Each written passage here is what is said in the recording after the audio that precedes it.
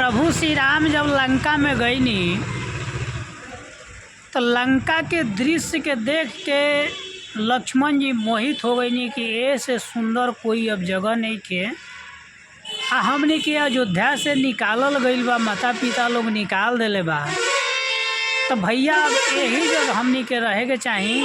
बहुत सुंदर लंका बा, ताकि सोना के लंका जो रहे बहुत सुंदर रहे। अब भगवान राम और लक्ष्मण दोनों आदमी गए रहे, लेकिन लक्ष्मण जी मोहित हो गई नी वहाँ के दृश्य के देख के। तो प्रभु श्री राम कहनी कि अपि स्वर्ण लंका न रोचते, अपि स्वर्ण लंका न रोचते, जगत जननी भूमस्य स्वर्गादपि गरीयसी।